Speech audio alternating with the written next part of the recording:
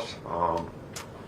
I know because it's early signing day, people want to talk about signing, and we just got off the practice field.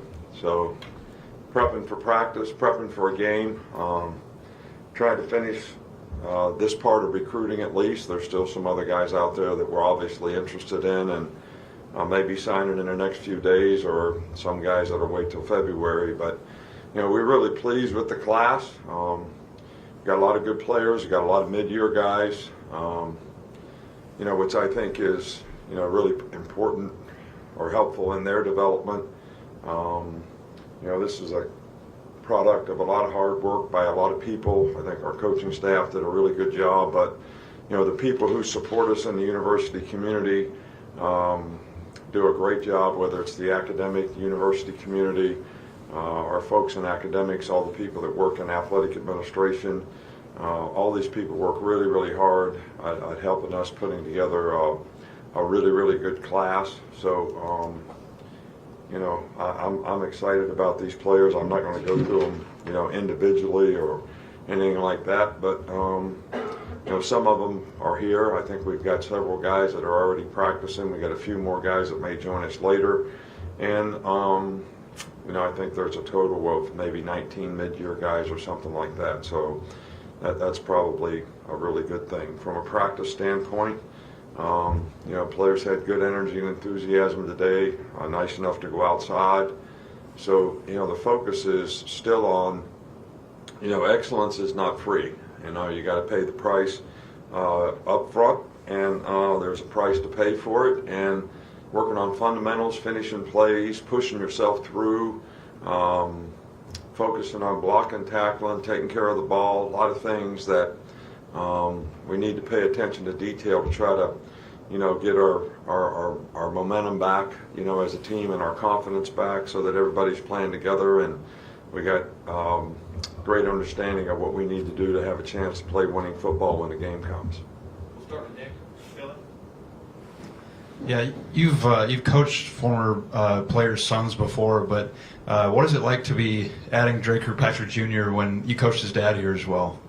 Yeah, well, I think that's the first legacy for Alabama, not necessarily the first legacy for me. I coached Mark Ingram's dad, at Michigan State, but the first generational legacy player that played for us at Alabama and now has a son playing here, I think it's great. His dad's been a really good ambassador for the program, was a great player here, had a great NFL career. So you really appreciate that part of it, but I know how proud he is of his son and what his son has been able to accomplish, and his son to have an opportunity to come to Alabama. You mentioned that there are some freshmen on campus right now. What's that process been like, just getting them adjusted in the first few days, preparing for the playoffs, and how has this experience beneficial to them moving forward? Well, I think just, exposure. Obviously, the first 3 days we were here, those guys have to go through acclimation period, so they got to be in shorts for so long and helmets and then shoulder pads, and so they haven't even been allowed to put full pads on yet. But I just think the whole experience of being in meetings, learning the stretch program, learning the weight training program, being in meetings, starting to learn the offense or the defense, being around the players on the field, seeing how a college practice really, goes and how they can contribute and how they can improve. And, a lot of them come up and, meet with the coaches so that they learn a little extra if they don't understand something in the meeting. So I think this total experience is a really positive thing for them in terms of their adjustment to, how they're going to transition into, school in January and that whole process that we go through in the spring. Charlie. Yeah, hey Coach. You always talk about bringing in a good quarterback every cycle. Just what stands out about Julian's game? Yeah, Julian is outstanding. Player. Ball comes out of his hand really nice. He's accurate. He's smart. He's had a great, high school career and been one of the best players, most productive players in the country on a very consistent basis. And we like him a lot. And I think as all players, I tell all players, you really got to focus on your development. That's the most important thing. What are you going to become? And I think he's got the right mindset to do that. Matt? What do you like about Bubba Hampton's game to bring him in? Yeah, I mean, Bubba's kind of a dog, man. He's one of those guys that's a great competitor, makes a lot of plays. Whatever he plays on offense, wherever he plays on the field. He doesn't come off the field very often. They had a very successful season this year. I know they had a disappointment in the playoffs, but this guy's a great competitor. He can do a lot of things, and we're really excited about having him. Coach, Kirby Smart shared that story before the SEC championship, how he finally got a text back from you. In an era full of social media, emphasis on personal branding, texting, how do you find ways to stay as such an elite recruiter? I don't know. You're asking the wrong person. I mean, we try to be honest. We try to be upfront. We try to sell people on the fact that they can create value in their brand, that we're going to make a great investment in them here personally, academically, and athletically. And, there's a lot of guys that still buy into that. I think name, image, and likeness has, maybe spread, where guys go out because, some guys are interested in how much money they can make. And that's okay. But we're trying to invest in the players and their future so that they can create more value for their future. And there's a lot of players that still buy into that. From Chase. The offense that Julian Saban ran at Carlsbad was mostly spread, but they ran some I formation and some old school stuff that put him under center. How rare is it in this day and age to get a quarterback out of high school who can come in on day one and be comfortable under center? Yeah, well, we don't get under center a whole bunch, but it's something that, we want to be able to do, and we want the quarterback to be comfortable doing. So, anybody that's done that in high school or grew up doing it, it's a natural thing for them. So I think it's good. I think it's a good thing that they're not just one-dimensional as a player, and then they're uncomfortable doing new things that you have to do, because I'm sure wherever anybody goes, there's going to be new things at every position that they have to learn to do and grow comfortable, learning. But that's one thing that's pretty huge for a quarterback. Cody in the middle. Wanted to ask you about Dre Kirkpatrick again, and just kind of comparing how he was as a recruit compared to maybe his dad, if you can remember what it was like recruiting him. Well, they're different people, but they're both good people and great family. I don't like to make comparisons. I don't think that's fair, but